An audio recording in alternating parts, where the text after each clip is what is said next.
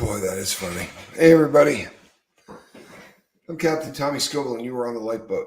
Boy, oh boy, I have been trying to get on here since 10 minutes before the hour of 5, which, by the way, was pretty close to the time I got home. I have not been home for very long, and I'm going to go as long as I can. I wanted to come on. And I wanted to do some content today. I got a breakdown for you and tell you, Balake. Good to see you. I got to tell you the fun that I had. I got to tell you the fun that I had. So this has been an experiment for me in so many ways. This flight to go to Reno. I was trying to get back here. There was some serious problems with smoke coming in from California, and there are a lot of California wildfires. On top of that, there were some really unbelievable thunderstorms apparently that were also taking place in Vegas. So they shut everything down at that airport. And everything that I was doing had to go through that airport. So every single 5 minutes yesterday, that board moved. And every time it did, I was going to be waiting 20 or 30 more minutes. But it was a beautiful experiment because airports for me are a struggle anyway. You know, they're a trigger. They're everything bad that you can have happen to a person in recovery. And the reason is, I worked as a public speaker, and because of that, I spent more time in airports than the average person.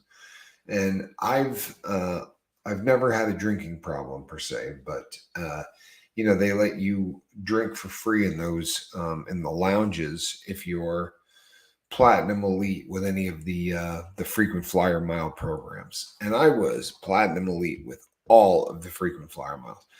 So occasionally I would go in and drink myself into an oblivion because if there was nothing else or if it was a struggle, but the daily grind of being in airports was such a part of my existence. And I've been doing a lot of work trying to get back on the road at some degree to do what the boat does, not to do what I used to do. And I have wondered how it would be because I am a different person. I'm nowhere near the same individual that I was. And I've spent a really serious amount of time on this in my head, thinking about this and building this up. And it has become something because there's a fear. And I don't know that I certainly have never called it a fear, but there is a fear. I remember running through an airport with a BB gun in my hand. Oh, Lord. You're lucky you didn't get shot. So yesterday I went and I looked around the room, and it really didn't get crazy until I successfully got to Las Vegas. And by crazy, I mean when I got off the plane last night in Vegas, the number of people that were in the hangar waiting. I went up to the little device that tells you what time flights are coming in and what time flights are leaving. And it would say on there, estimated departure 9:15. To the right of it, it would have what time it was really going to leave in yellow if the flight was screwed up because of what was going on. And every single thing on that board was yellow.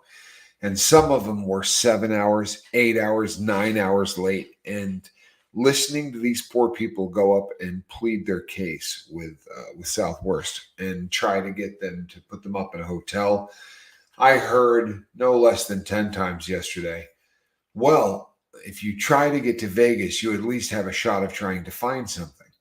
You could stay here and try to get a flight tomorrow, but your best bet is to try to get to Vegas. So I think everybody was doing the same hustle because when I got to Las Vegas, you could not sit down. And I'm talking about the floor. I'm talking about chairs, tables. I mean, there was nowhere in that entire terminal that a person could possibly rest their head or any other part of their body, for that matter. And what that essentially means is that, so this 5 o'clock show was rolling around this morning, and I said, well, I'm going to go on and I'm going to do the 5 o'clock show. And it was one of those, I'm going to do this in spite of things, because so I started my day at 3:30 the day before. Right, I had to be on the road at 3:30, so I was awake and packing my stuff and everything else at about 2:35 ish. So 3 weeks ago, you quit drinking, and last night you stumbled, Cobra, because you didn't quit drinking today. You quit drinking weeks ago, and you stumbled. Don't think of this as starting over, Coburn. It doesn't make sense to do that. You've already committed yourself to sobriety, and the fact that there was a stumble doesn't change that.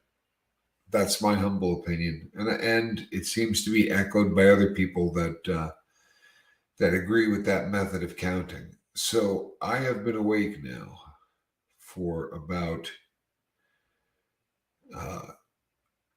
26 hours. During that fun, my phone died. The charger broke. I had to go procure a charger from a vending machine, because on your phone is your boarding pass. On your phone is your itinerary. On your phone is everything. It was crazy to see how you would try to get through this if you didn't have your little handheld computer. Watching millennials, no disrespect to them, they're a great generation. They really are, and I have high hopes for them. But watching them lose it yesterday when the flights started to become canceled. You know what, people?